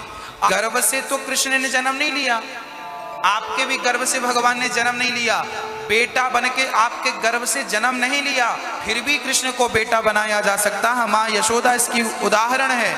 माँ यशोदा ने कर दिखाया है। बस मेरी माँ कृष्ण को अपना बेटा मान लीजिए, और बेटा नहीं है इसके लिए आंसू मत बहाइए। वो बैठा है ना जगत का पालनहार, ये बेटा क्या देगा आपको? ये बड़े होके लाठी मारेगा? इन्हें बेटों का भरोसा क्या है? सेवा करते हैं, गिलास भर पानी देते हैं, यानी इसकी भी कोई गारंटी नहीं है बुढ़ापे में। आप अभी दावा नहीं कर सकते कि मेरा बेटा मेरे को बुढ़ापे में पानी देगा, कोई गारंटी नहीं है। लेकिन याद रखना, जिन जिन बच्चों ने अपनी माँ को घर से निकाल दिया, बताइए उन माँओं के लिए बिहारी जी वृद्धाश्रम बना रहे हैं कि नहीं? मतलब भगवान खुद इन माँओं का सहारा बन रहे हैं कि नहीं? मतलब भगवान कहीं ना कहीं सहारा बन के आ जाते हैं, किसी और रूप में आ जाए मुझे नहीं पता वो किस रूप में आए, पर सहारा बनकर आते जरूर हैं। भगवान सहारा जरूर बनते हैं यदि विश्वास है। इसलिए बेटा, मीराबाई को कोई बेटा नहीं था, वो रोया नहीं करती थी बेटे के लिए, वो रोती थी केवल गोविंद के लिए। बेटों के लिए जितने आंसू बहाए गए हैं, इतना भगवत प्राप्ति के लिए बहाए गए होते तो भगवान मिल जाते, प्राप्त हो जाते। इसलिए मैं निवेदन आपसे पुनः करना, हर कथा में निवेदन करता हूं, फिर याद दिला देता हूं, मत रोइए बेटा बेटी के लिए, मत रोइए, गोविंद के लिए रोइए। ये मानव का देह बेटा बेटी को पाने, बेटा बेटी तो हर जन्म में मिलते हैं, पशु पक्षी की भी संतान होती है, बच्चे होते हैं कि नहीं? बच्चे हर योनि में मिलते हैं। जहां रहोगे आप, कीट पतंगा बनोगे ना, चींटी बनोगे ना, तो वहां भी आपके बच्चे होंगे। कुत्ता बिल्ली बनोगे तो वहां भी आपको संतान सुख मिलेगा। लेकिन भगवान की प्राप्ति इस शरीर से की जा सकती। बच्चे की प्राप्ति तो हर शरीर से हो सकती है, पर भगवान की प्राप्ति केवल मनुष्य के शरीर से हो सकती है। और इसको पाकर उन्हें नहीं पाया, बेटा बेटी के लिए रोते रहे, तो अभागे हैं ये लोग। सुना हूं उमाते लोग अभागी, हरि तज होहि विषय अनुरागी। जो भगवान को छोड़कर, भक्ति को छोड़कर विषयों का सेवन करते हैं वो अभागे हैं। शंकर जी कह रहे हैं ऐसी बात। तो मैं आपसे निवेदन करता हूं, जिनके बेटा नहीं है, बेटी नहीं है, रोइए मत। इसमें ईश्वर की कोई ना कोई मर्जी है, कोई ना कोई अच्छाई है। जिनके सिर पे कर्जा था उनके घर बेटा आया है कर्जा चुकाने के लिए। जिनके सिर पे कोई कर्जा ही नहीं था उनके घर पे ईश्वर ने किसी को भेजा नहीं, क्योंकि आप ऋण से मुक्त थे। एक दिन आत्मदेव जी बैठे पूजा कर रहे थे, पड़ोसी आ गया। आत्मदेव जी आपके घर बेटा नहीं है, इसलिए तुलसी सूख जाती है, इसलिए गाय बछड़ा बछड़ी को जन्म नहीं देती। पड़ोसी ने तो मुंह उठाया, कुछ भी बोल दिया। आप भी कभी कभी कुछ बोल देते हैं। आप तो बोलकर आराम कर लेते हैं, नींद आ जाती होगी, पर जिसके बारे में बोला है कभी सोचा है कि उससे नींद आई होगी कि नहीं? इसलिए मेरी माँ, अपनी वाणी से, अपने शब्दों से कभी किसी का दिल ना दुखाइए, बस इसका ख्याल रखिएगा। उतना ही बोलिए जितनी वाणी से लोग खुश हो सकें आपसे। किसी का भी आप अपनी वाणी से दिल ना दुखाइए। पड़ोसी ने दिल दुखा दिया, आत्मदेव जी घर से निकल पड़े। कहते हैं जिह्वा में चोट लग जाए ना तो सबसे जल्दी घाव शरीर में, जिह्वा जवान ही कैसा अंग है जिसके घाव जल्दी भरते हैं। जिह्वा के घाव जल्दी भर जाते हैं, पर जिह्वा के द्वारा किसी को घाव दे दिए जाएं, घायल कर दिया जाए तो वो घाव कभी नहीं भरते भक्तों। भर जाते हैं वो घाव जो बनते हैं गोली से, पर वो घाव नहीं भरते जो बनते हैं कड़वी बोली से। इसलिए मौन रहो तो ही अच्छा है, कम से कम विष मत घोलो, बोलो यदि पहले तुम तोलो, फिर मुख को खोला करना। पुष्प नहीं बन सकते हो तो कांटे बनकर मत रहना, घर न किसी का बसा सको तो झोपड़ियां न जला देना। घर न किसी का बसा सको तो झोपड़ियां न जला देना, मलहम पट्टी कर न सको तो खार नमक न लगा देना, दीपक बन कर जल न सको तो अंधियारा भी मत करना, पुष्प नहीं बन सकते हो तुम कांटे बन कर मत रहना। पड़ोसी ने कहा आपके संतान नहीं है, घर छोड़कर आत्मदेव जी निकल गए। माथा पीटने लगे, एक पंडित जी आ गए, ज्ञानी संत आ गए। कथम रोदसी विप्रत्वम, ब्राह्मण देवता क्यों रो रहा है? ब्राह्मण ने कहा मैं बड़ा दुखी हूं। क्यों? बोले मेरे कोई संतान नहीं है। संत जी बड़े हंसे, राम राम राम राम राम, संतान के लिए रो रहा है? ये संतान की चाह छोड़ दे। जिसके बेटे भगवान श्री राम थे, क्या राम जैसे बेटे को पाकर के दशरथ जैसे पिता को सुख मिला? आखिरी समय में दशरथ जी तड़प तड़प के मर गए कि नहीं? जिसका बेटा भगवान था, क्या अपने पिता को मरते समय राम जी सुख दे पाए? जिसका बेटा कृष्ण था, उनके माँ बाप जेल की हवा खा रहे हैं कि नहीं, वसुदेव और देवकी। होनी को क्या भगवान बदल सके? बताइए, विधि के विधान को क्या भगवान बदल सके? भक्तों एक बात बताओ। हाँ, भगवान कुछ नहीं कर सकते। भगवान केवल आपका सपोर्ट कर सकते हैं, आपको शक्ति दे सकते हैं। आपके जीवन में आने वाले दुख को भगवान दूर नहीं कर सकता, परंतु उस दुख को कम कर सकता है। मौत यदि है तो लोहे की कील चुभा करके उसे कम तो कर सकता है, पर जो थोड़ा सा ही सही वो भोगना आपको ही पड़ेगा। ईश्वर अर्जुन को मार्ग दिखा सकते थे, हर बाण अर्जुन को ही चलाना था कि नहीं? महाभारत के युद्ध में जितने बाण चलाए, किसने चलाए? अर्जुन ने चलाए। किसके कहने से चलाए? भगवान के कहने से। भगवान आपको गाइड कर सकता है, भगवान आपका सपोर्ट कर सकता है, रास्ता बता सकता है, चलना हमें ही पड़ेगा, है ना? भगवान आकर किस प्रकार कार्य करेंगे? द्रौपदी का चीर बढ़ा तो दिया भगवान ने, पर बुलाना पड़ा कि नहीं? सुदामा की दरिद्रता मिटा दी भगवान ने, पर दर पे आना पड़ा कि नहीं? बोलो मेरी माँ।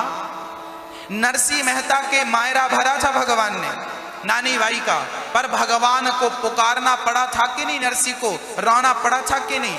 बस मेरी माँ, जो आप कर सकते हैं वो आप अपना कर्म करिए, आगे भगवान की इच्छा जो करेगा अच्छा ही करेगा। आप अपना कर्म तो करिए, आपका कर्म है पुकारना, कर्मण्येवाधिकारस्ते मा फलेषु कदाचन। तू पुकार, तू कर्म कर, तू मुझे पुकार, मुझसे प्यार कर कन्हैया से।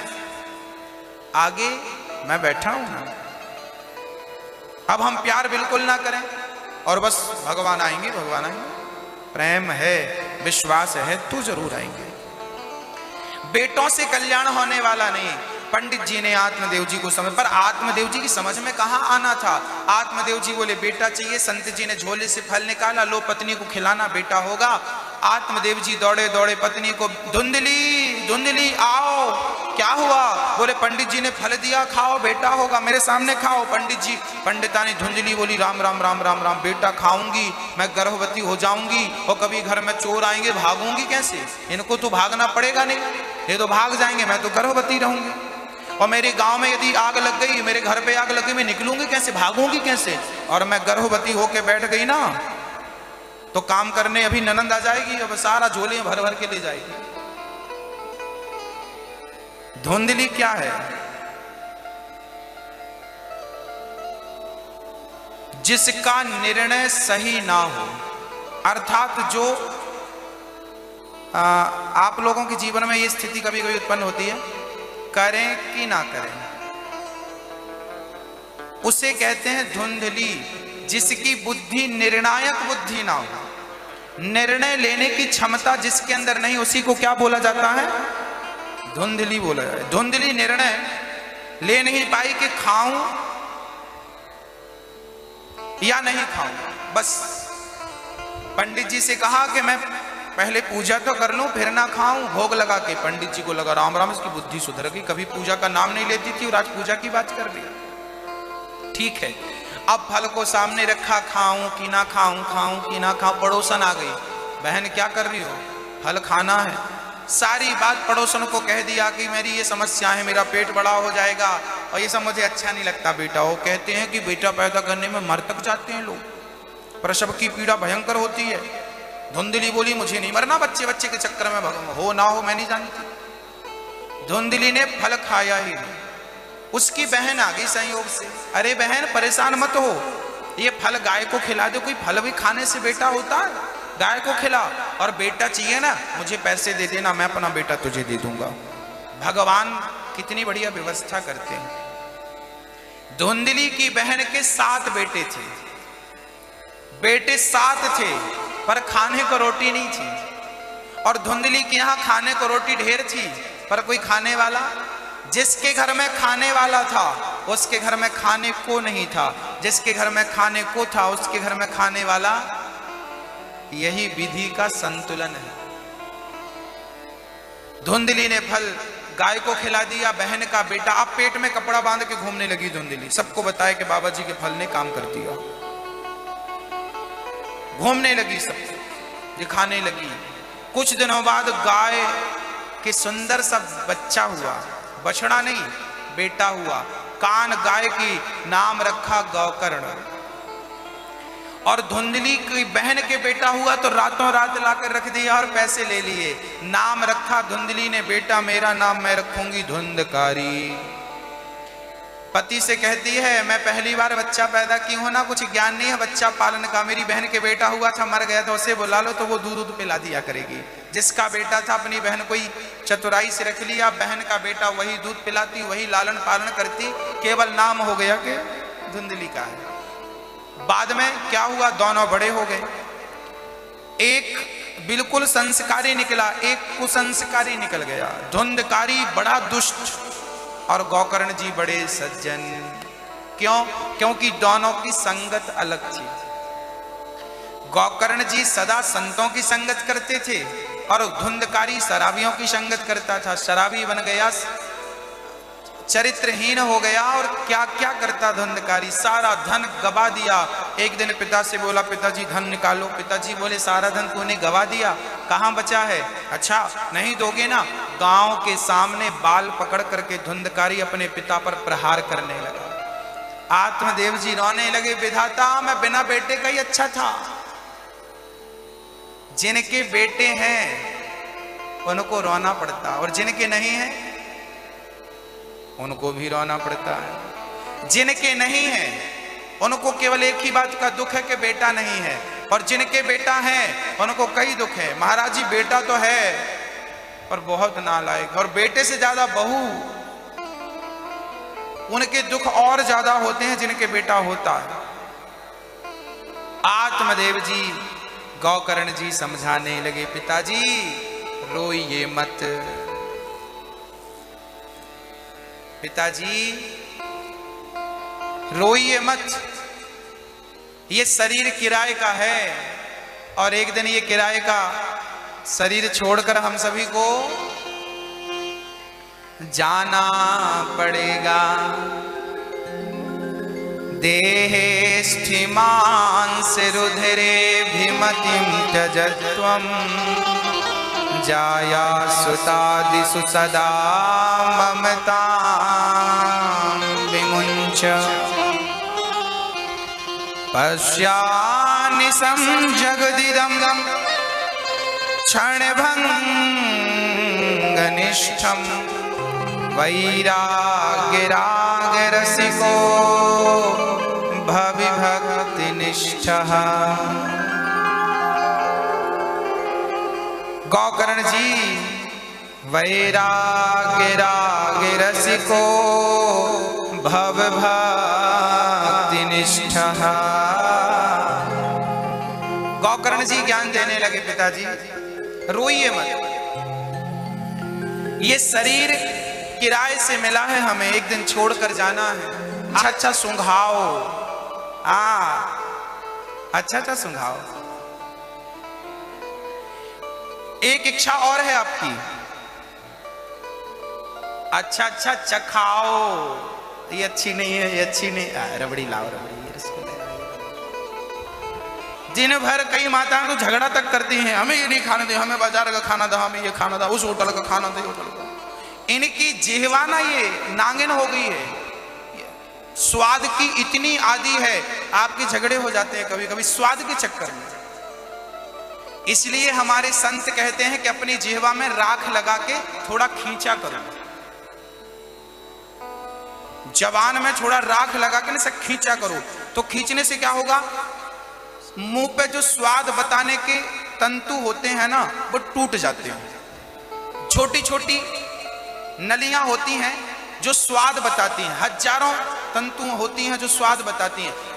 बड़े बड़े साधु संत लोग ना अपनी जिह्वा खींचते थे, इससे क्या होता था, स्वाद की नलियां टूट जाती थी, फिर स्वाद का आदि नहीं रह जाए। भगवान की एक बात मैं बताऊं आपको, अभी वृंदावन में, अभी 1 महीने पुरानी बात है, अभी वृंदावन में जब कथा थी, उसके पहले आप लोग आए नहीं थे, उसके पहले दास ने एक जगह पर भंडारा रखा कि चलो आज यहाँ जो भक्त लोग इनको खिलाएंगे। तो हम संतों को खीर, सब्जी और पूरी परोस रहे थे। एक संत जी आए, उन्होंने कमंडल दिया, बोले कमंडल में डालो। उसी कमंडल में उन्होंने पूरी डलवाई, उसी कमंडल में सब्जी डलवाई, उसी कमंडल में खीर डलवा ली। और हलवा होता तो उसी कमंडल में डलवाते, कढ़ी होती तो उसी कमंडल में डलवाते। मतलब उनसे पूछा गया, प्रभु ये आप अलग अलग खाइए। ये संत ने बड़ा प्यारा जवाब दिया, बेटा स्वाद तो केवल, स्वाद से तो केवल गोविंद खाता है, और ये तो गोविंद का प्रसाद है, और स्वाद प्रसाद में नहीं होता, प्रसाद तो भाव का सब्जेक्ट है। हमें जो मिल जाए प्रसाद समझ के एक साथ, अंदर जाके भी सब एक होना है। तो ये जो स्वाद के चक्कर में आप लोग उलझे हैं, ये उलझना मिट जाए, बस ये निवेदन। आपको परेशानी जिह्वा से भी है, ये परेशान करती है। और पहली देखने की इच्छा, दूसरी सुनने की इच्छा, तीसरी चखने की इच्छा, चौथी नासिका सूंघने की इच्छा, और पांचवी बड़ी खतरनाक इच्छा है छूने की इच्छा। छूने की इच्छा अर्थात भोगों की इच्छा। पुरुष भोग चाहता है, स्त्री भोग सुख चाहती है। ये भोग सुख जो है, ये स्पर्श इसे कहते हैं, ये टच करना चाहते हैं, स्पर्श करना, इन्हें बड़ा स्वाद मिलता है स्पर्श में। ये भोग सुख, ये 5 सुख, इन 5 सुख के लिए आप जिंदगी जी रहे हैं, याद रखिएगा। आपके जीवन में छठवां बस एक ही सुख है, भगवान की भक्ति और प्राप्ति का सुख। यदि वो सुख प्राप्त होने लगे तो ये 5 सुख छूट जाएंगे, और ये 5 सुख जब तक नहीं छूटते तब तक भगवान की प्राप्ति संभव नहीं है। इन 5 से मन को हटाना पड़ेगा, देखने की उत्कंठा मिटानी पड़ेगी, सुनने की, देखना हो तो कृष्ण को, सुनना हो तो कृष्ण की कथा को, स्पर्श करना हो तो माँ बाप के चरणों को, संतों के चरणों को और भगवान के चरणों को, सूंघना हो तो भगवान के ऊपर चढ़े हुए जो पुष्प होते हैं इन्हें निर्माल्य बोलते हैं, इनको सूंघिए, तब इस नाक का होना सार्थक है। हाँ जी, सूंघना हो तो भगवान का निर्माल्य, देखना हो तो गोविंद के चरण दर्शन, चरणों को सुनना हो तो गोविंद की कथा को, स्पर्श करना हो गोविंद को, और जिह्वा चखना चाहती है तो स्वाद मत चखिए, केवल प्रसाद ग्रहण करा करिए भगवान को। देखिए प्रसाद बढ़ता है ना, ये भगवान को हमने भोग लगा दिया, ये भोग लगाया, तुलसी का दल डाला, ये क्या बन गया?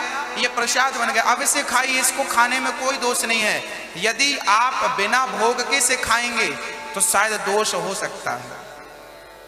प्रसाद का अर्थ क्या होता? प्रा मतलब प्रभु के, सा मतलब साक्षात, दा मतलब दर्शन। प्रभु के साक्षात दर्शन का नाम प्रसाद होता है। वो प्रसाद हमें ग्रहण करना चाहिए। बिना भगवान को भोग लगाए जो खाता है वो अन्न नहीं, वो अन्न नहीं होता, वो बड़ा अपवित्र अन्न होता, उसे बड़ा शास्त्रों ने अशुद्ध कहा है। इसलिए इस बात का ख्याल रखा जाए।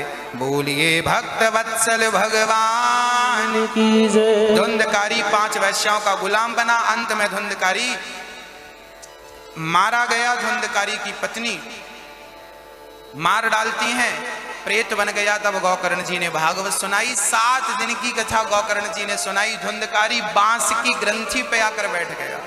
पहले दिन की कथा में बांस की पहली ग्रंथि खुली, दूसरे दिन की कथा में दूसरी, तीसरे दिन की कथा में तीसरी, और 7 दिन की कथा में 7 ग्रंथियां खुल गईं। बोलिए भक्त वत्सल भगवान की जय। प्रकट हो गए। धुंधकारी विमान पर बैठकर जाने लगे। भक्तों ने कहा कुछ तो बताओ, कहां से आए, कहां जा रहे हैं? बोले हम प्रेत बन के भटक रहे थे। हमारे भाई गौकर्ण जी ने भागवत सुनाई, तो भागवत श्रवण करने मात्र से हमारा उद्धार हो गया। ये भागवत की अद्भुत महिमा है। तब से बात सिद्ध हो गई कि आपके पूर्वजों ने यदि कोई पाप किया और उनका उद्धार नहीं हुआ और उनके नाम से यदि भागवत करा दी जाए तो उनका उद्धार निश्चित होकर रहेगा। इसलिए आध्यात्म को नहीं छोड़िए, ईश्वर को मत छोड़िए। अब नारद जी नाचने लगे, झूमने लगे। बांके बिहारी प्रकट हो गए। दूसरी बार गौकर्ण जी ने भागवत जी सुनवाई। भगवान ने गौकर्ण जी को हृदय से लगाया। कुत्ता, बिल्ली, पशु पक्षी भी विमान में चढ़ चढ़ के भगवान के परम धाम को चले गए। नारद, यदि विश्वास के साथ इन नामों का जाप किया जाए, सच्ची श्रद्धा हो, मंगला सुमंगला, जब भगवान की भक्ति उन्होंने की, स्वयं भगवान कृष्ण ने प्रकट होकर मंगला सुमंगला को दर्शन दिया। भक्तों, भगवान का मिलना कठिन नहीं है, हमारा सरल हो जाना बड़ा कठिन है। हम लोग सरल नहीं हो पाते। यदि हम सरल हो जाएं तो क्या ईश्वर को पाना कठिन है? हम कहते हैं कि आप अपना कपट छोड़ दो, ईश्वर मिल जाएंगे। तो क्या आपसे कपट छूटता है? नहीं ना। तो फिर बताओ हम कैसे योग्य होंगे उस परमात्मा को देखने के? हम कहते हैं झूठ त्याग दो। क्या आपसे झूठ त्यागा जाता है? त्यागा जाए सो अच्छी बात है। ये सब चीजें मैया जी, भैया जी, मेरी मां, यही बंधन है। इसलिए कहता हूं सब छोड़कर एकाग्र चित्त से केवल कृष्ण का चिंतन। हे कृष्ण, हे कृष्ण, आप ही हमारे सर्वस्व हैं। तुम ही माता हो, तुम ही पिता हो। हे श्याम सुंदर, आप ही हमारे सब कुछ हैं। हमारा आपकी सिवा इस धरती पर कोई नहीं है। यदि हमारा कोई है इस संसार में, सिर्फ आप हमारे हैं।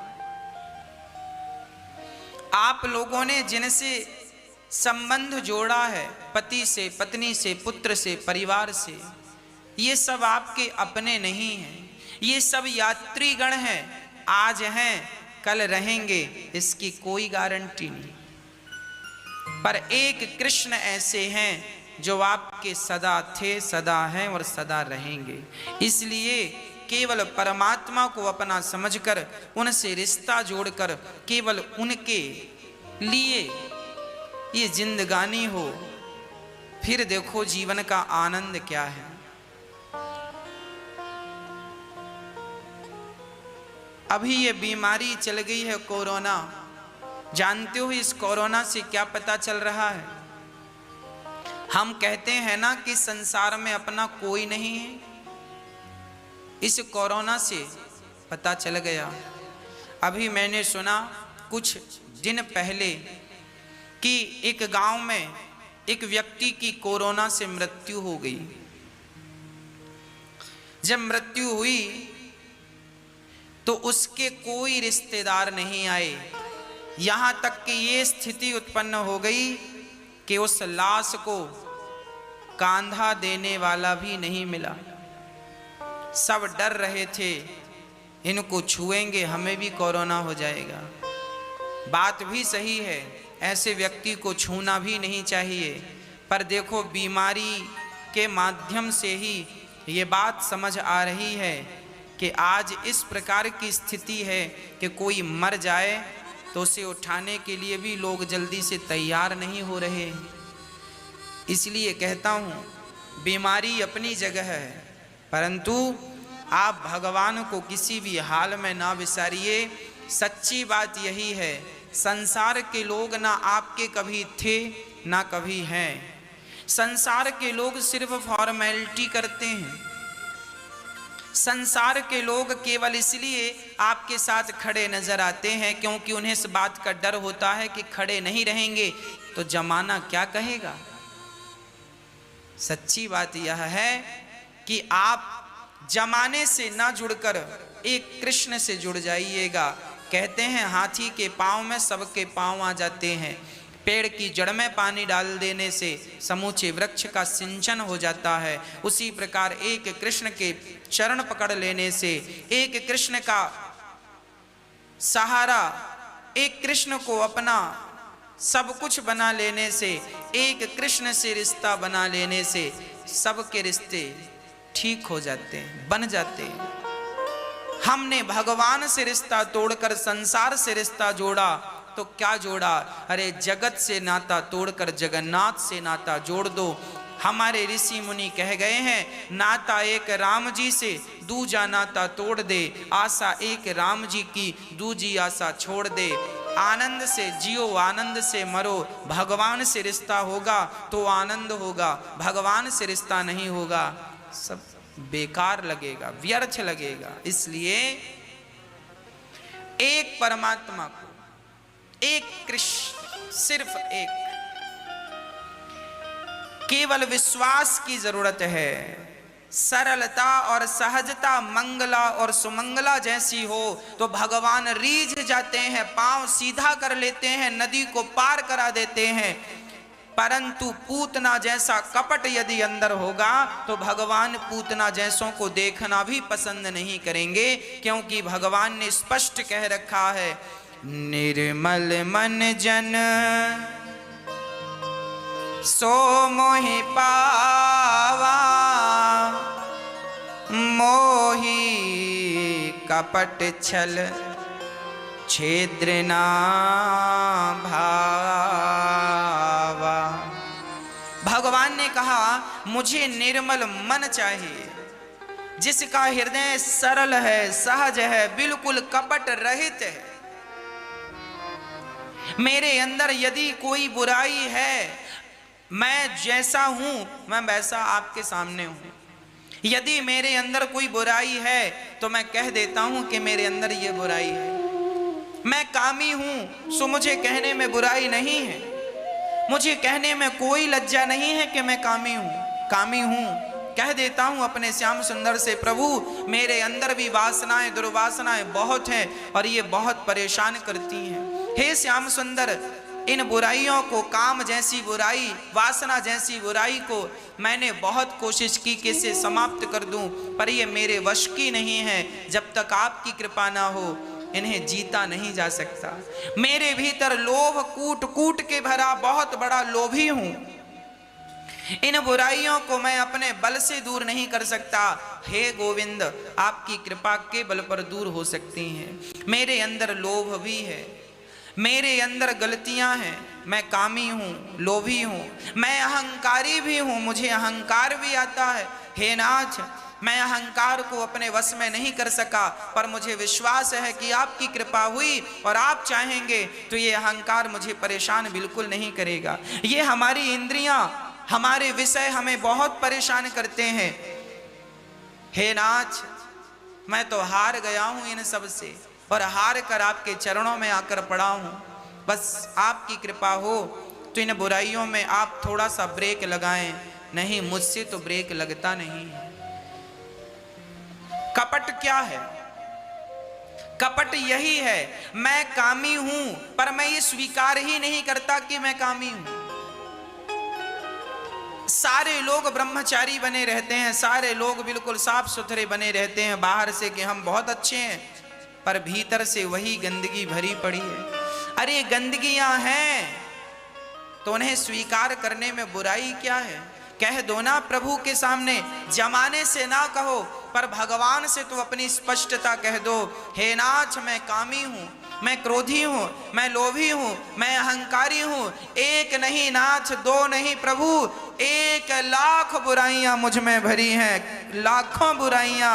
इस संसार में कितने कितने कितने धूल के कण हैं, इस संसार में कितने धूल के कण हैं, शायद गिनती हो सकती है, पर मेरे अंदर बुराइयां कितनी हैं उनकी गिनती नहीं हो सकती प्रभु, अनगिनत बुराइयां हैं। अब ऐसे बुरे इंसान को आप जैसा कृपालु, आप जैसा दयालु ही स्वीकार कर सकता है। मैं तो पतित हूं, कोई पावन करेगा तो कन्हैया सिर्फ आप मुझे पावन कर सकते हैं, इसलिए मैं आपके दर पे पड़ा हूं, आपका होकर रहना चाहता हूं।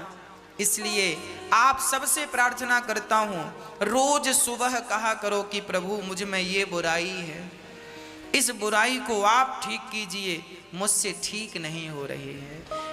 कपट क्या है?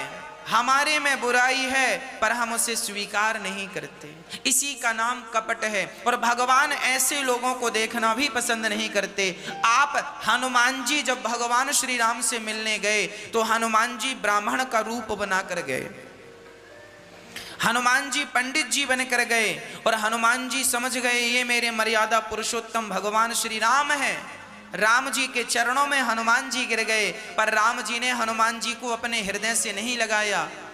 और जब हनुमान जी अपने बंदर के रूप में आए तो राम जी ने उठाकर सीने से लगा लिया, मानो भगवान ये कहना चाहते हैं तुम बंदर हो तो बंदर बनकर ही मेरे सामने आना, तुम बंदर हो पर पंडित जी बनकर खड़े हो, तुम्हारे अंदर कपट है, मैं तुम्हें स्वीकार नहीं करूंगा। जब हनुमान जी कपट का रूप त्याग करके और जब अपने बानर रूप में आते हैं तो भगवान हृदय से लगा लेते हैं, तुम जैसे हो बुरे हो ना। एक वैश्या थी,